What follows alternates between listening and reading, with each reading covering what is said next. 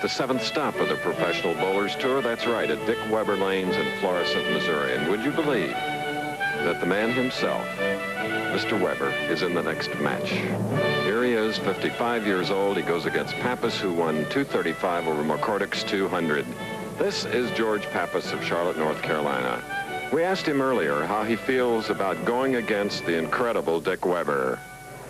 Well, you know, Dick is one of the greatest bowlers that ever lived, and it's a challenge and it's an honor to bowl against Dick. I bowled against him one time in Kansas City, and he beat me, so I've got a score to settle with him, and I'm going to give it all I got.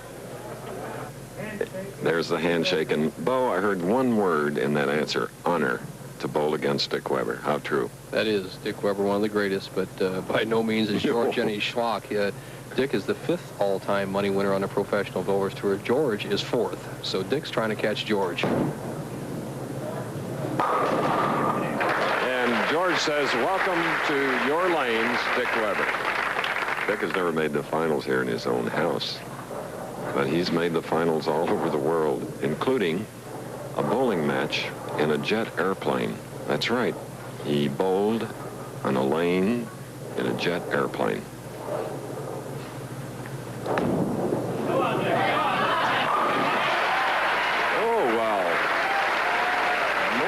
Tune has been played on an old violin, and Bo just loves that every time I use it.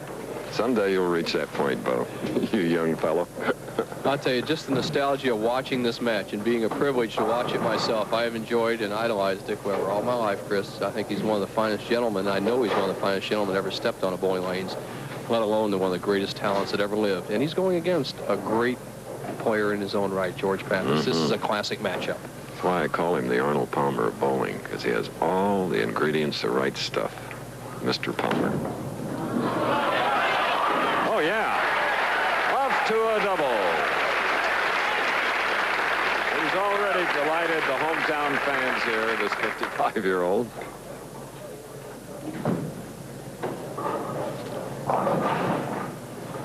Now, remember, Pappas opened with a strike. He's shooting in the 2nd frame. Weber put some early pressure on Pappas. Let's see how George reacts. Just the way players have reacted for 4 decades against Dick Weber. Dick Weber, a front runner, likes to get out very quickly. He started with a quick, solid double. George Pappas, who was nice and relaxed in that 1st frame, felt that pressure in the 2nd frame. Remember, this is match play. The psychology of match play is so important among between veterans like this. Now cross lane, 610. Pretty big loft out on the lane, just got him. Pappas, who won the 1st match over Pete McCordick of Houston, 235 to 200, in the process, marked with 8 strikes. Now the winner of this match, looking down the road, Steve Gilgum of Crestwood, Missouri, a suburb of St. Louis, will meet the winner. And then our tournament leader is David Ozio of Vidor, Texas.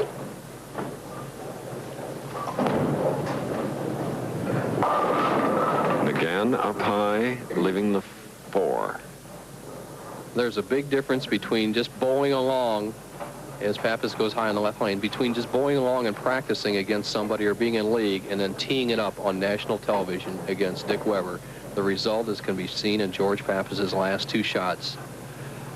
He's been a little high, a little extra pressure. Look at that confident look of one of the all-time greats. He has an 11-pin lead.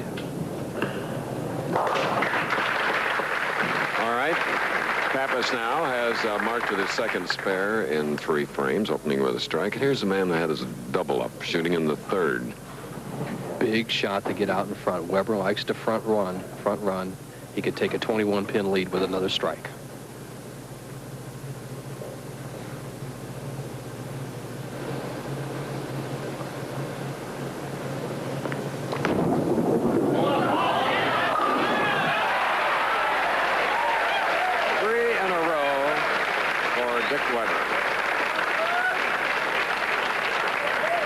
Let's watch the reaction. Here's the profile of a man that's been seen on every magazine cover. There it is, the exact profile with the top of his backswing. Look at that follow through to the right, a little extra lift. See you later, all 10 pins in the pit. He has a 21-pin lead and a turkey working, 4th frame.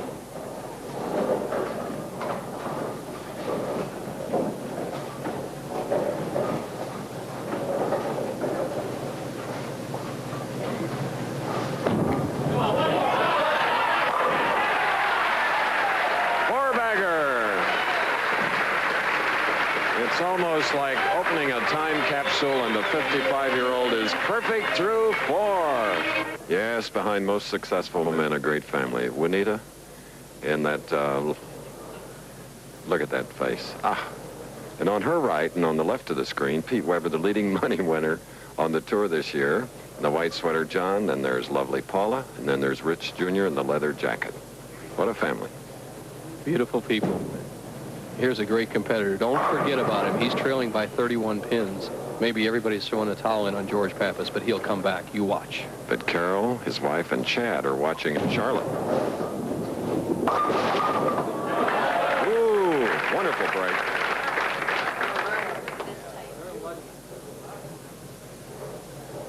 Pappas right through the nose, smashes the 1, 2, 3 all at once with the ball. Gets a good break as the 3-pin goes into the channel, knocks out the 6 and the 10. An easy spare for George. If he converts here, he'll trail by 32 pins through 4 frames.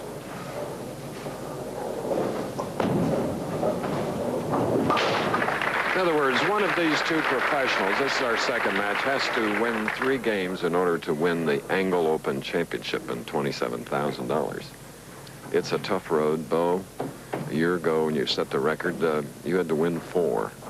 Well, this is a good pair of lanes to get going on, Chris. If you can play that track or inside line that McCordick was playing, I think that the drawback to Pappas's line as he changes the tape in his ball, his thumb must be swelling up a little bit under the pressure. As you see the fingertip grip of George Pappas, index finger spread wide for control and balance. Chris, that outside line is hard to maintain for 4 games.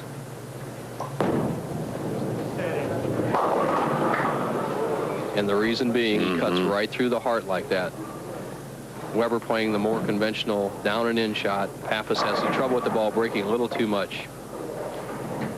Disgusted with himself. Amy, you're feeding through, honey. This is George Pappas. 10 titles, including the Firestone.